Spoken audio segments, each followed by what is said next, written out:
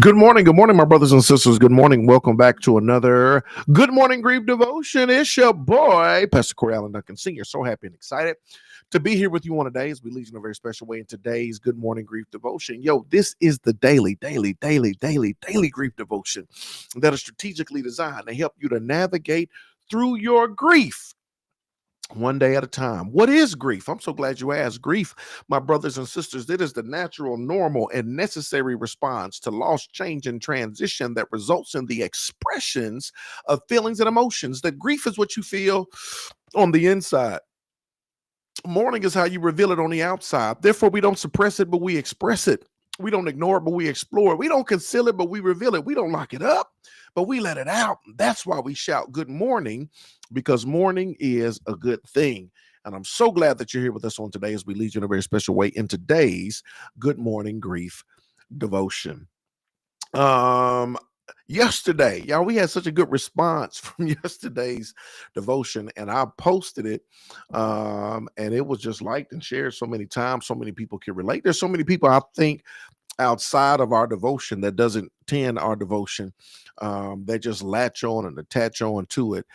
So I wanted to do a part two as it relates to April and grief. And so today, my brothers and sisters, is day 92. This lesson is for me and for you. We're going to talk about when April blooms, so does hope, part two.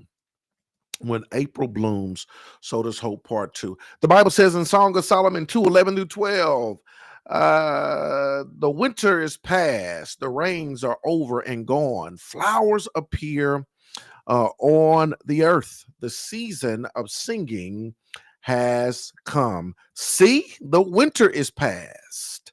The rains are over and gone. Flowers appear on the earth. The season of singing has come. Song of Solomon 2, verses 11-12. Spring has a way of sneaking up on us quietly, gently, but undeniably. The snow melts, the birds return, color reclaims what once was gray, and yet when you're grieving, it can feel strange to watch the world come alive when a part of you still feels numb. When you're grieving, it can feel strange to watch the world come alive when there's a part of you again that still feels numb. I don't know. We talked a little bit about this yesterday, watching the various things take place in nature as it relates to spring. All right. I'm seeing my grass, I'm looking at it now, turn. The greenness is starting to come out. We talked about the trees blooming and the flowers and all of these different things. The birds returning, the snow is finally melted, the weather begins to change. Everything is coming alive, right? How do I deal with my surroundings when everything around me is coming alive, but there's a part of me that's not coming alive? There's a part of me that feels down. There's a part of me that is going through and navigating through this season of grief, right? There's a part of me that still feels numb. But part of the promise of spring is this: life doesn't wait for you to be ready. It simply begins again. Life doesn't wait for you to be ready, right? These seasons, they come and go. They just simply begin again. And somehow, here it is, that, my brothers and sisters, is grace. But you may not be ready to laugh yet. You may still cry when others are celebrating, and that's okay. Spring doesn't rush you, it simply invites you. I'm telling you, I love that because it's so true. Spring doesn't rush us, it simply invites us. Grief doesn't rush us. We're not, you don't rush through the grief process. Grief is a journey. So it doesn't rush you, it simply invites you. And I love it because, again, you may not be ready to laugh yet. You may still cry when others are celebrating. It doesn't rush you, it invites you. Don't let nobody rush you on your grief journey. Don't let nobody say, you still feel, you still going through that, you still thinking about that, you still dealing with that. Don't let nobody rush you. Just know and understand, just like spring, here it is, that you'll be invited into these opportunities, right? To laugh again, to love again, to celebrate again. All of these different things that come along with I don't want to say coming out of the grief, but navigating through your grief, navigating through your grief journey, right? When you decide to love again, when you decide to laugh, when you decide to live, when you decide, right? There are certain moments along the journey where we receive this invitation, and it's okay, right? It's okay to go out and have a good time without feeling guilty. It's okay to go out and to laugh. It's okay to start dating again if you lost a spouse, right? It's okay to live again. It's okay to travel. You may be like, well, I don't want to travel because we always traveled. That was our thing together. And so I feel guilty going by myself. Nobody's rushing you, but the invitation is there for you, right? When you want to do it again. And that's what I love about spring. It comes up on us, right? And things are coming alive again. And you'll know as you navigate through your grief journey when things are coming alive again. You'll know. Somebody texted me yesterday and said, "Ooh, I'm happy today for the first time in a long time." I said, "Yes," right? And not knowing how you may feel today or tomorrow, whatever the case may be, I was just super duper excited that this individual was happy, smiling for the first time in a long time. It really just blessed my heart, right? And y'all, that's spring, that's things coming alive again. Nobody can dictate your grief journey, right? You run your race at your pace, but just know that the invitation is there, right?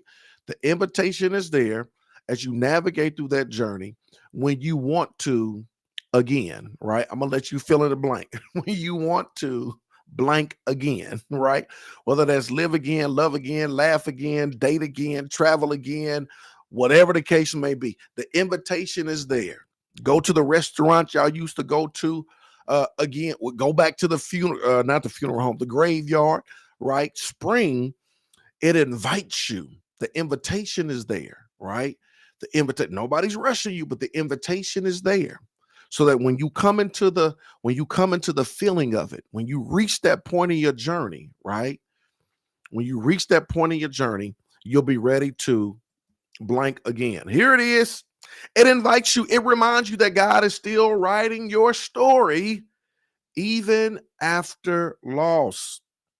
It gently whispers that growth is still possible, even in the soil of sorrow, y'all. And this is the one thing that I really want to keep pressing on you, that God is still writing your story even after loss.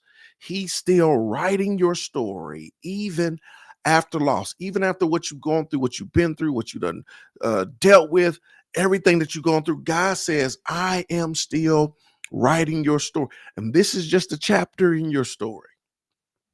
And I know you may feel like that your book is about to end because they're gone. You don't feel it's just you can't imagine. And this is the thing. Sometimes we grieve what we have in mind. That grief is so compound that not only are you grieving the loss of the individual, right? But then there's this thing in grief called secondary losses. Not only did I lose them, but there's other things that I lost that were attached to them. And sometimes we grieve what we had in mind because what we had in mind was a couple of forevers, right? We had in mind seeing them grow up. We had in mind growing old together. We had in mind this future, and never could we ever imagine a future without them.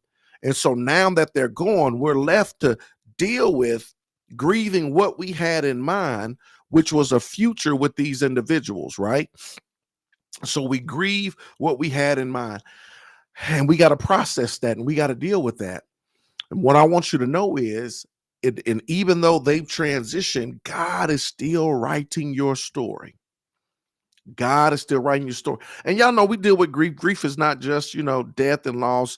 No matter what you've been through in your life, God is still writing your story, right? You can grieve what you had in mind in the form of you thought you was going to be at this company forever. You thought you was going to have this friendship forever. You thought you was gonna have this relationship, whatever. You thought you was gonna have this car forever, this house forever. You thought you was gonna be in this particular state forever, right? And you lost it all, right? So we grieve what we had in mind in terms of this is the way I thought it was gonna be. This is not the way it is. How do I process that?